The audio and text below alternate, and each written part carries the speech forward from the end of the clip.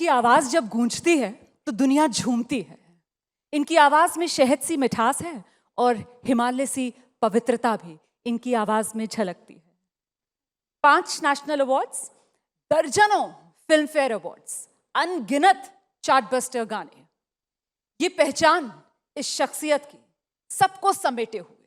और इसीलिए ये सिर्फ एक नाम श्रेया घोषाल नहीं है। श्रेया घोषाल वो एक इमोशन है जो हम सब के दिलों में कहीं ना कहीं बसता है। तो भारतीय संगीत की इस सबसे सुरीली पहचान श्रेया घोषाल का एक बार फिर से जोरदार तालियों के साथ स्वागत कीजिए। मैंने सोचा था कि जर्नी कहां से शुरू हुई वहां से मैं शुरू करूंगी, लेकिन इस माहौल को देखकर आजकल, क्योंकि आप बहुत सारे लाइव कॉन्सर्ट्स कर रही हैं, आपका अनस्टॉपेबल टूर है और हार्ट्स वाला ऑल हार्ट्स टूर है, उसके बारे में हम बात करेंगे आगे। तो उसमें तो सीधे ऑडियंस के साथ एक कनेक्ट बनाना पड़ता होगा। तो अब ये एबीपी नेटवर्क का आइडियाज ऑफ इंडिया का मंच है, ये आपका मंच है और ये आपकी ऑडियंस है, कैसे कनेक्ट बनाएंगी? पहले तो सबको नमस्कार और बहुत खुशी हो रही है आज इतने नॉलेजेबल लोग हैं from different walks of life और इतनी इंटेलेक्चुअल बातें हो रही हैं और मुझे मज़ा आ रहा है। मैं भी सुन रही थी। So thank you so much for having me here firstly. और हम यहाँ पर आइडियाज़ ऑफ इंडिया के को सेलिब्रेट कर रहे हैं। The theme is that and new India is beautiful, it's growing rapidly and so much happening. या I am doing concerts, yes, उसमें भी कितना कुछ हो रहा है। तो अगर आप म्यूज़िकल कनेक्शन की बात करेंगे तो मुझे गाना कौन सा गाऊं समझ नहीं आ रहा है, बट मैं ये कर सकती हूँ। कर हर मैदान फतेह, कर हर मैदान फतेह, कर हर मैदान फतेह रे बंदिया, हर मैदान फतेह। मुझे लगता है हम मैदान फतेह करने आए हैं, अब न्यू इंडिया है। बहुत शानदार, बिल्कुल माहौल और मिजाज के मुताबिक आपने यहाँ पर जो नोट है वो सेट कर दिया है। तो वो 16 साल की उम्र थी और मतलब 16 साल की उम्र में आप सोचिए बच्चे जो हैं वो 10th कर रहे होते हैं और क्या करना है उनको, इसको लेकर मम्मी पापा के साथ डिस्कशन चल रहा होता है। लेकिन यहाँ ये 16 साल की बच्ची आती है और देवदास जैसी भव्य फिल्म, संजय लीला भंसाली जैसे परफेक्शनिस्ट, और उनके लिए गा देती हैं बैरी पिया, उफ, या इश्क, क्या कहूँ। हाँ, इश्क तो उसमें एक शब्द था और उसको काफ़ी प्यार मिला उस एक्सप्रेशन को। जी, आपने बहुत ऐसी बात कही कि 16 साल की उम्र में मुझे तो कुछ आइडिया नहीं थी। ऑनेस्टली मुझे भी कुछ आइडिया नहीं था मैं क्या कर रही हूँ, बट होता गया क्योंकि मैं एक मंजिल की ओर चल पड़ी थी और ये जर्नी काफ़ी पहले से शुरू हुई। छोटी, हाँ, राजस्थान से आई हुई लड़की है और बिल्कुल ही unaware of the world, big world, but बहुत म्यूज़िक से जुड़ी हुई थी बचपन से ही। बहुत मेरा सौभाग्य ये भी रहा कि घर में ऐसा माहौल था। मेरे पापा है तो न्यूक्लियर इंजीनियर है, न्यूक्लियर पावर कॉरपोरेशन से जुड़े हुए इंजीनियर माइंड है, एकेडमिक फैमिली है। कोई भी हमारे घर में इस प्रोफेशन में आज तक आया नहीं। माँ मेरी बहुत सुंदर गाती थी, उन्होंने मुझे म्यूज़िक सिखाया और गाती गई। कहाँ से कहाँ कुछ अपॉर्चुनिटीज़ आई, वहाँ से वहाँ लोगों ने मुझे देखा, सराहा, हमने मेहनत की। फिर मुंबई आए, फिर सारेगामा जब वो शो किया मैंने, उसके बाद देवदास हुआ, फिर बैरी पिया हुआ। बैरी पिया में, उस देवदास में मेरे 5 गाने थे और Bairi Piya got the most love, all the awards and national awards etcetera. And वहाँ से there was no looking back, absolutely, and it was a wonderful time. वो याद आता है जब उसकी रिकॉर्डिंग थी, किस तरीके का, मतलब रीटेक्स थे, टोका टाकी थी या नहीं? श्रेया घोषाल गई, 1 टेक खट से गाना गाया और लो तालियां। ऐसे था, ऐसा ही कुछ। हाँ। बट मैं उस कॉन्फिडेंस से ही नहीं गई थी। मैं तो बहुत दुबली पतली सी एक लड़की थी जो मतलब बिल्कुल ही नाइव।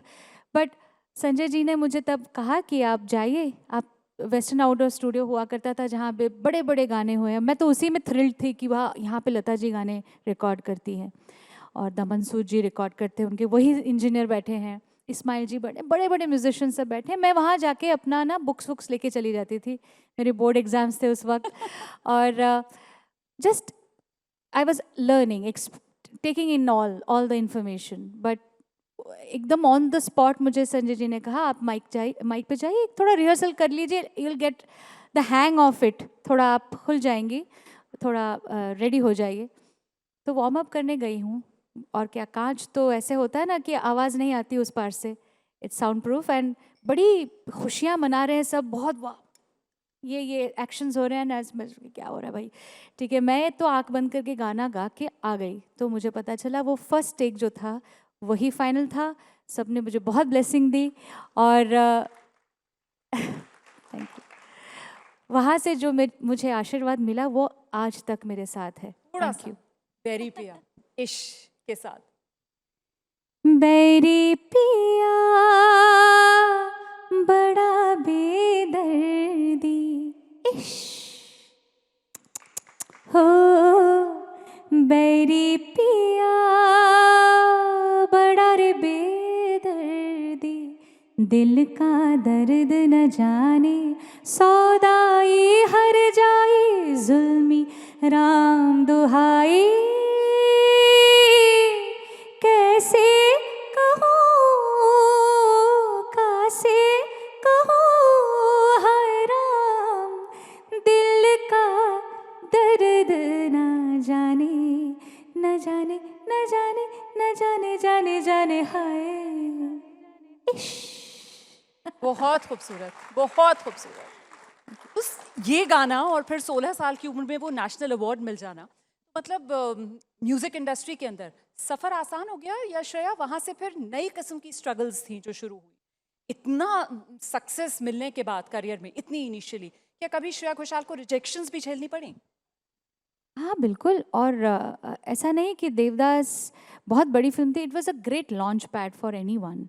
इतनी बड़ी फिल्म जो फिल्म फेस्टिवल्स में जाके इंटरनेशनली नाम कमा के आई, और शाहरुख खान, ऐश्वर्या राय, माधुरी दीक्षित जैसे स्टार कास्ट में, वहाँ पर अगर आपने गाया है तो you have really made a mark, मतलब सब जानते तो हैं आपको अब, आपने एक कहीं एंट्री कर ली है अब लाइफ में। But it did not mean कि मैं हर गाना गाना शुरू किया उस वक्त। It took me long time to get the next song. सब भी यही सोच रहे थे कि बहुत शुरू में ही एक स्टीरियोटाइप हो जाना बहुत आसान है कि she is a classical singer. So even then I had no idea. मुझे ऐसा नहीं था कि मैं हर दिन सबको फ़ोन लगा रही हूँ कि नहीं मुझे प्लीज़ कुछ काम दीजिए। I waited for the right opportunities, जब जिसने मुझे काबिल समझा, और मुझे ऐसा लगता है कि every piece of work deserves the right cast, so for that like the voice, तो वो सही वक्त पे ना हो तो उसमें मैजिक नहीं होता है, या सही कास्टिंग, या you know combination of minds, creative minds have to come together. तो नेक्स्ट जब फिल्म आई वो भी बहुत अलग थी फ्रॉम देवदास, विच वॉज जादू है नशा है, which was Jism, which was a very bold film of that time, and मैं बहुत misfit kind of a cast for the voice of Bipasha Basu. But I think वो भी एक बहुत ब्रेव चॉइस था of the composer M Keeravani ji, जो इंटरनेशनली एक्लेम्ड कंपोज़र हैं, but उन्होंने कहा कि मुझे वही आवाज़ चाहिए, वो इनोसेंस चाहिए उस आवाज़ के लिए। तो वो उन ऐसे ही इस तरह से होता गया, जो जो होता गया।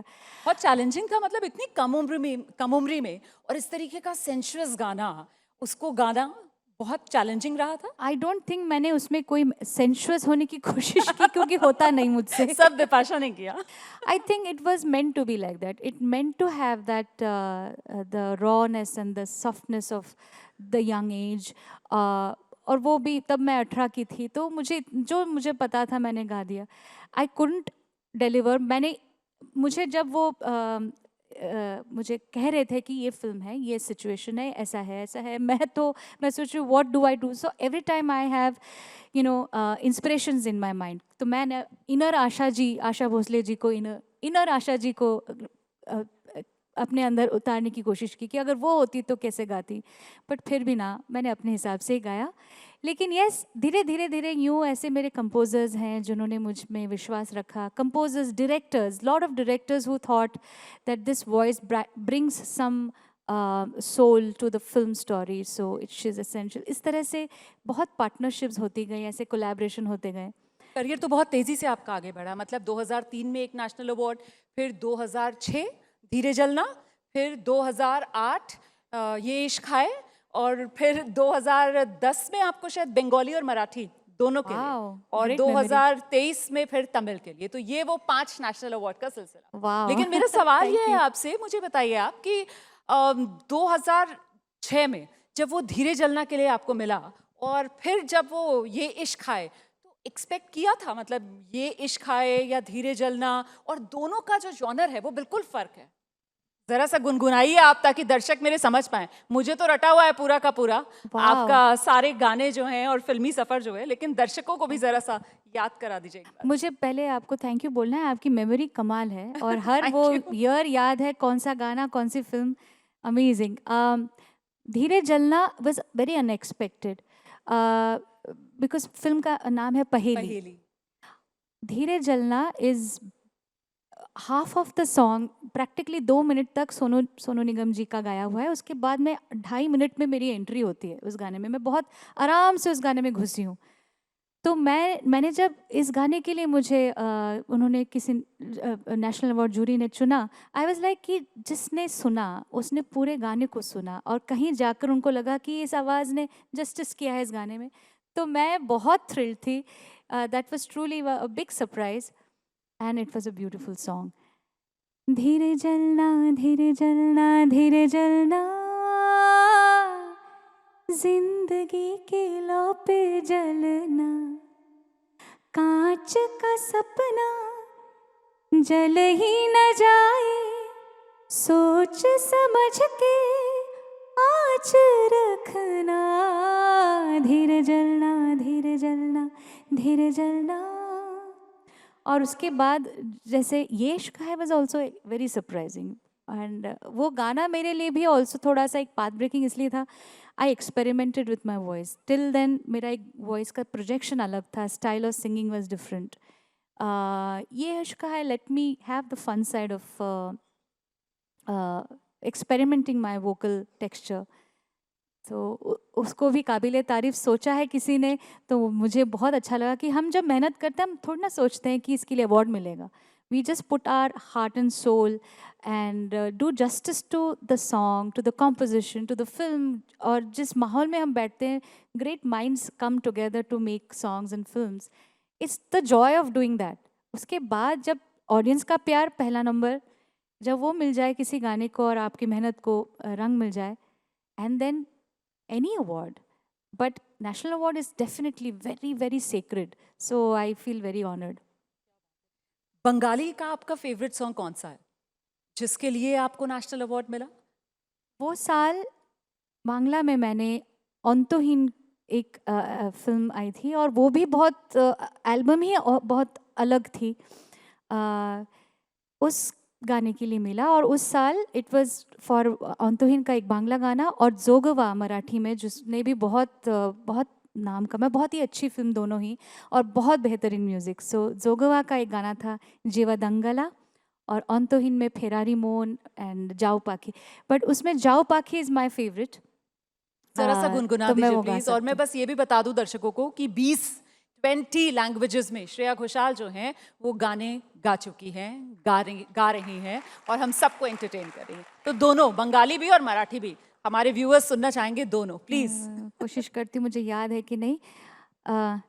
बांग्ला तो याद है बिकॉज मेरी भाषा है, मातृभाषा है।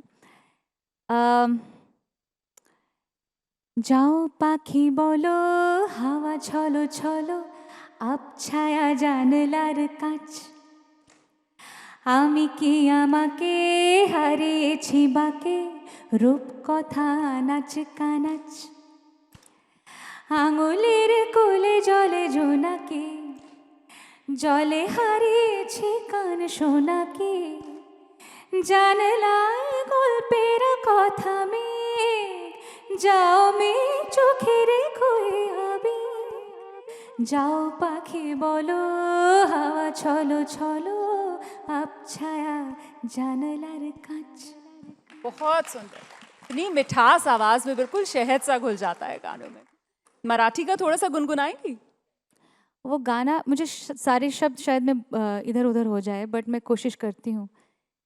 जीव दंगला गुंगला रंगलासा पिरमाची आस तू जीवला भला नाना ध्यास हो तुझा गहिवरला श्वास तू. बहुत सुंदर, बहुत सुंदर. Thank you. श्रेया, के एक सिंगर के लिए अपनी पहचान बनाने के लिए जो फिल्म इंडस्ट्री है उसमें गाना जरूरी होता है क्या? बिना वहां पर अपनी पहचान बनाए एक सिंगर के तौर पर आप एक मकाम नहीं हासिल कर सकते, आपको लगता है क्या? अब वक्त बदल गया है. अब बदल गया. अब तो बिल्कुल बदल गया है. अब तो इंडिपेंडेंटली अगर आप कुछ कर रहे हैं तो उसकी ज़्यादा उसके मायने ज़्यादा हैं और ऑडियंसेस भी पसंद आपको बहुत ज़्यादा करती है for your own thoughts. So I feel the times have absolutely changed and it is rapidly changing. And right now अगर आप चार्ट्स पे गाने देखें तो the ratio of film songs versus the independent songs, independent ज़्यादा गाने हैं. Top 10 में आपको इंडिपेंडेंटली रिलीज्ड गाने ज़्यादा दिखेंगे, 1, 2 या 3 फिल्म से रिलेटेड गाने दिखेंगे. So that much of a power shift has happened. So it's a wonderful time to be a musician.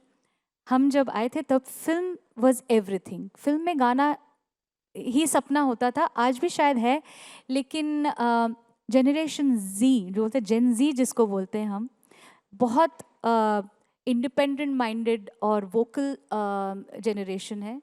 they like to put in their thoughts and put out their own thoughts and they don't like to be told what is right and what is wrong.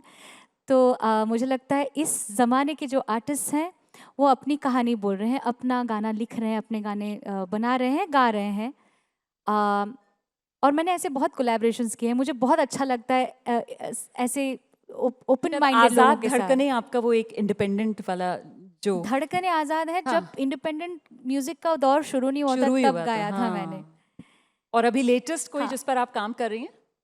कुछ ना कुछ करती रहती हूँ. जैसे हर तरह के गाने होते हैं, सब इस पैनल के लायक शायद नहीं होगा, बट मतलब some are fun songs also, you know, some are dance songs, but collaborations भरपूर है. मतलब आई फील इस वक्त वो करने में मुझे ज़्यादा दिलचस्पी है ज़्यादा. तो ये जो बात आपने कही कि अब वक्त बदल गया, अब दौर बदल गया, इसीलिए क्या श्रेया घोषाल भी अपने आप को रीडिफाइन कर रही हैं? इसीलिए क्या श्रेया घोषाल, जो एक समय में तो साल में पता नहीं 100 गाने गा लेती थी आप, और अब आप बहुत सिलेक्टिव हो गई हैं प्लेबैक सिंगिंग के लिहाज से, लेकिन जो अलग एरेनाज हैं वहाँ पर आप खुद को एक्सप्लोर करती हुई नजर आ रही हैं. मतलब ये एक सोचा समझा शिफ्ट है? It is all coming together. क्योंकि कुछ चीज़ें हैं जो आप इतने सालों से, अगर आप 2002 से मेरी फिल्में रिलीज़ हो रही हैं. सो मेरा अब 24-25 years almost doing film music. But मैं उसके भी 5-6 साल पहले से एल्बम्स के काम कर रही थी. So I been doing the same thing for a very long time. तो एक खुद भी एक लगता है कि नहीं, मुझे कुछ अलग करना है. दूसरा ये हो गया है कि मेरी एक पर्सनल ग्रोथ भी है, जो अब तो मेरा एक रोल भी चेंज हुआ है ना. I am a mother. So I have a 4-year-old son. तो I have to find a beautiful balance in work and life, जहाँ पे मुझे जो कर रही हूँ उसमें मुझे 100% खुशी ना मिले तो मैं ना करूँ. ऐसा क्लैरिटी ऑफ माइंड आ गई है. Third reason is film music also has become extremely male driven. मुझे ऐसा लगता है कि फीमेल सब्सटैंशियल फिल्म में सब्सटैंशियल फीमेल पर्सपेक्टिव के गाने ही कम हैं. तो उस तरह के गाने जो आपको कुछ एक्साइटमेंट दें, या it gives you of sense of कि यार ये गाना गा के मज़ा आया, या आज स्टूडियो में मैंने 3-4 घंटे जो बिताए हैं, मुझे ऐसा लगा मैंने कुछ चैलेंज एक्सेप्ट करके निकली हूँ, कुछ ऐसा गाया जिसमें आज जाके घर पे मम्मी को बताऊँगी, मम्मी पता है मैंने ऐसा गाया. अब वो खबर देने में खुशी तो मिलनी चाहिए कि माँ आज मैंने ऐसा कुछ गाया. So I think these are couple of factors which has led me to become choosy, have a filter in good songs, and that shift towards independent music. And whenever good film songs come जो मुझे excite करें तो मैं करती हूँ. आप challenging की बात कर रही थी. आपके गाए हुए कुछ ऐसे गाने हैं जो बहुत क्लासिकल बेस्ड हैं, और उसमें जो हरकतें या वो जो मुर्कियाँ जिसको कहते हैं वो कुछ इस तरीके की होती हैं कि हा, मतलब वाकई में मज़ा आ जाता है सुन के. जैसे मोहे रंग दो लाल, उसकी वो जो मुर्कियाँ या हरकतें हैं, ये गाने की अपनी डिमांड होती है या एज एन आर्टिस्ट आप खुद भी इम्प्रोवाइज कर जाती हैं कई बार गाते हुए? ऑफ कोर्स इसमें इनपुट्स तो होती है आर्टिस्ट की, क्योंकि एक एक कॉम्पोजिशन बन के आती है जिसमें भी होती हैं कुछ नुआंस्ड चीज़ें होती हैं, कभी कभी होती है कभी नहीं भी होती है। आपको अपना कलर नहीं, and the composer and the creators want you to add those things, तब जाके ब्यूटिफिकेशन होती है। और कुछ जगह वो खाली छोड़ देते हैं आर्टिस्ट के लिए कि I have left it for you to think what you can do. Explore it creatively हाँ। On your own. But Mohe Rang दो लाल एक बहुत ट्रेडिशनल स्टाइल का गाना है जिसमें एक्सपेक्टेड है कि उसमें एक अदा है, क्योंकि वो कथक के मूव्स उसमें जो दीपिका के कर रही हैं, बट इसमें जो एंड का पार्ट है वो बिरजू महाराज जी ने एक डिज़ाइन किया हुआ है। जैसे मोहे रंग दो लाल, राग बेस्ड है ना, मोहे मोहे रंग दो लाल, नंद के लाल लाल, छेड़ो नहीं बस रंग दो लाल, मोहे रंग दो लाल। तो इसमें हरकतें तो हैं बट एक्सप्रेशन भी है। So these kind of things only very few songs allow you to do it, but जब होता है तो बड़े मजे करते हैं हम लोग। और इसी से मिलता जुलता कह सकते हैं क्या, आमी जे तुम्हार?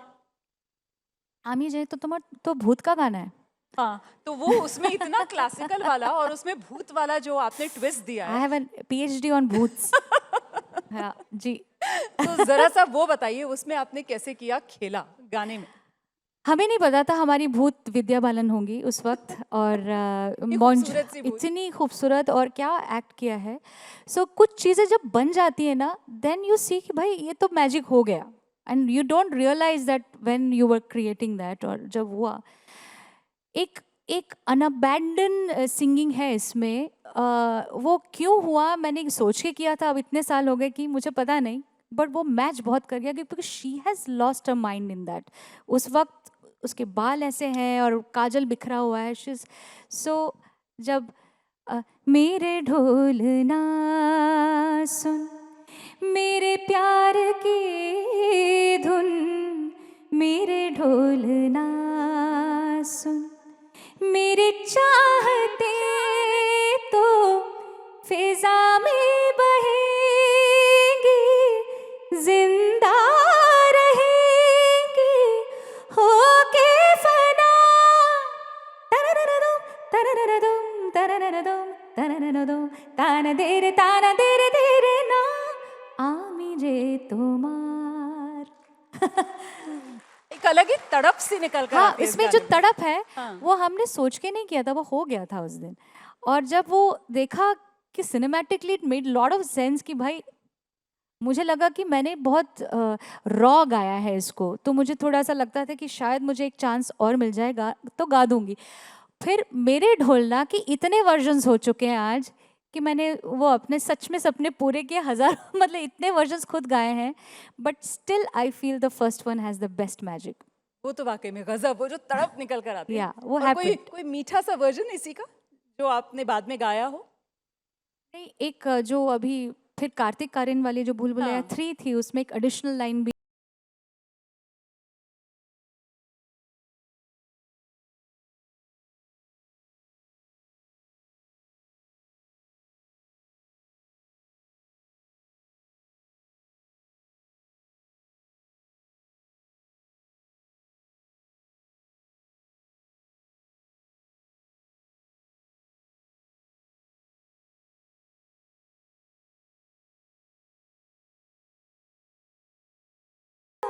मेरा साथ ना छोड़ना, तुम्हें आज पाएंगे या मर ही जाएंगे, ये साथ ना छोड़ना, मेरे ढोल ना सुन। वाह, तो क्या ये बात है। है, क्या बात है, बहुत खूब। ये भी बहुत खूबसूरत है। बहुत ही खूबसूरत वाकई में। अच्छा, मुझे ये बताइए कि जो सफ़र आपने अभी तक अपना तय किया है, इसमें अगर मैं कहूँ कि कोई एक मंत्र जो श्रेया घोषाल का रहा, जिंदगी का कोई फलसफा जो श्रेया घोषाल ने अपने गांठ बांधना कहते हैं ना, वो गांठ बांधा और बस उसी पर चली, कुछ ऐसा रहा? ज़ीरो कॉम्प्रोमाइज़, एक ही चीज़ है, ज़ीरो कॉम्प्रोमाइज़ ऑन द और वो भी क्वालिटी ऑफ वर्क। इस इंडस्ट्री में जिसके लिए कहा जाता है कि यहाँ इतना फेवरेटिज्म है, इतने कैंप्स हैं, इतनी पॉलिटिक्स है, ये सब भी वो कहा जाता है म्यूजिक में। है होता। अब बहुत ज़माना चेंज हो गया है। जब हम आए थे it was at the cusp of change. बहुत नए कलाकार उस वक्त आए, नए composers, singers. It was a great time, collaborative time. अच्छा, देखिए मेरे हिसाब से ना और कुछ काम नहीं करता है। आप अगर अच्छा गाते हैं, आप दिल से गाते हैं, आपके गाने में कुछ ख़ास बात है, तो आपको शायद गाने कम भी मिले, पर जितने गाने आप गाएंगे वो टाइमलेस होंगे और आपको लोग पसंद करेंगे और लोग आपको खींच के लेके आएंगे। अगर आप चाहे रिटायरमेंट भी प्लान कर दें तो भी आपको खींच के लेके आएंगे, if you know what I mean. I mean to say that people are gods. Audience audience god है, दे डिसाइड फॉर यू। जब अगर आपने एक अपनी जगह बनाई है विथ सिंसियरिटी, वो दिखती है। अगर कोई उसमें छल कपट करके आपने कुछ किया है जुगाड़ लगा के, वो भी दिखता है और वो लॉन्ग टर्म नहीं है। So I feel you need to be very honest with your work and which ever profession, whether it's music or any other profession, you got to be 100% committed to what you do and be in love with it. अगर आपको उसमें खुशी नहीं मिल रही है तो it will not reflect in your output also. तो मेरा तो यही मंत्र है, no compromise, give your 100%. बहुत ही बढ़िया मंत्र है, बिल्कुल सीधा सपाट मंत्र है, बिना किसी लाग लपेट के। अच्छा लता जी, आप उन्हें अपनी प्रेरणा मानती हैं। आप, जाहिर सी बात है कोई कंपैरिजन हो ही नहीं सकता है, लेकिन फिर भी कहीं ना कहीं आपकी आवाज़ में एक उनकी झलक या एक अक्स कह लीजिए, वो बहुत से लोगों को दिखाई सुनाई पड़ता है। मैं ये जानना चाहती हूँ कि लेटर्स टू लता दीदी जो आप म्यूजिकल ट्रिब्यूट लता जी को दे रही हैं, उसका आइडिया कहाँ से आया, और लता जी की गायकी से कुछ सीखा श्रेया ने? लता जी की गायकी से ही सीखा है। हाँ। मेरे लिए तो पहला जो स्वर है मेरी माँ की आवाज़ है, उसके बाद लता जी की आवाज़ है। तो मैं उनको वो दर्जा देती हूँ कि she is the soul of my thinking, my musical thinking. She is the sensibility which I have very subconsciously adapted in my way of understanding music. और मुझे लगता है लता दीदी जो है, उन्होंने इतने दशक काम किए हैं और अब कितने भी बार आप कह लो कि नहीं नहीं अब अलग जनरेशन है, मुझे भी कभी कभी बोलते हैं कि आप लता जी की सही वो हैं, क्या बोलते हैं, जो the next, the one to take forward the legacy, but I can not take that खिताब एवर, बिकॉज जो काम वो कर चुकी हैं, आप जितने बार उनके गाने चलाते हो, आपकी आंखें खुली की ऐसी बड़ी सी बड़ी रह जाती है, and you are in awe. How did she deliver this songs with such ease when there were no rerecordings, no retakes, single take. उस जमाने की बात अलग थी। रफ़ी साहब, लता जी, किशोर दा, इन्होंने काम इस तरह का किया है कि उसके पता नहीं क्या था उस ज़माने में, चाहे जो लेखक हों या कंपोजर्स हों, अलग दुनिया के लोग थे। हमारा टाइम अलग हो गया, लेकिन having said that, she is the soul of my musical mind. तो ये जो ट्रिब्यूट कॉन्सर्ट है, वो एक दिल से श्रद्धांजलि है to the guru that she has been to me, and also not just as a guru, musical guru. मुझे ऐसा लगता है she is a very powerful figure of our times. Women's day के अवसर पे ये कॉन्सर्ट हो रहा है, 7 मार्च को, 8 को विमेंस डे है। तो मुझे लगता है अगर हमें किसी औरत को सेलिब्रेट करना चाहिए, भारतीय नारी जो 1940 से अपने लिए एक अपनी जगह खुद के बल पे बनाई है। She commanded room full of men where she decided. उनका गाना इतना सुप्रीम था कि लोगों ने उनको वो इज्जत दी और उन्होंने वो कमाई है। When singers were not credited, उनका नाम नहीं आता था। आएगा आने वाला महल का जो गाना, पहला उनका पॉपुलर गाना, उस वक्त उनका नाम रेडियो पे आता नहीं था, तब एक्ट्रेस का नाम छपता था एलपी के ऊपर। ऐसी आवाज़ का जादू कि लोगों ने पूछा ये कौन गाती हैं, कौन गा रही हैं, तो उस वजह से उनका नाम, out of force, the radio channel started giving credit to Lata Mangeshkar, and all the singers followed by that. So she has been a path-breaking woman in many ways. So I think this is a tribute to her. This concert, Letters to Lata Di. ये एक tribute concert है to the woman I love, to the singer that she is, and her countless songs that have given us so many crucial memories and being part of our fabric of our Indian country and our बिल्कुल। musical fabric. Yeah. देखिए आपकी सुरीली आवाज में मैं ऐसे खो गई कि बातें करते करते कब टाइम अप हो गया मुझे पता ही नहीं चला। Part 2 लेकिन करेंगे, चलते जैसे चलते धुरंधर हो रही है ना। सबसे मुश्किल सवाल मैं आपसे पूछने वाली हूँ और उसी के साथ हम इस सेशन को एंड करेंगे। लता जी का आपका ऑल टाइम फेवरेट सॉन्ग जो इस मंच से आप लता जी को डेडिकेट मेरे ना एज ऑफ नाउ इस सेटलिस्ट में 52 सॉन्ग्स हैं, तो मैं बहुत मुश्किल में पड़ी हूँ कि मैं कितने गाने मैं सारे गाऊंगी।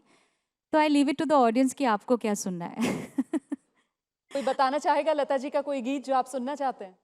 आई नो एक गाना सबकी ज़ुबान पे होता है, तो वो आप बोल दीजिए। आप ही से आएगा तो बेटर होगा। आए हाय हाय, रहे ना रहे हम महका करेंगे,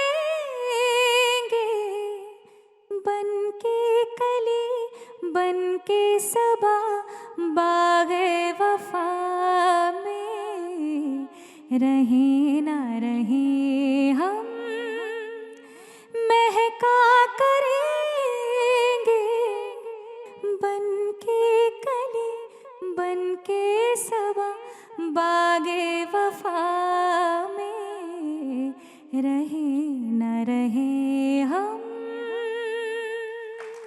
ये सुरीली आवाज जिसे जितना आप सुनते जाएं उतना ही और सुनने का मन करता है, लेकिन वक्त बस इतने की ही इजाजत देता है। बहुत शुक्रिया श्रेया घोषाल एबीपी नेटवर्क के इस मंच पर आने के लिए। Thank you so much. Thank you.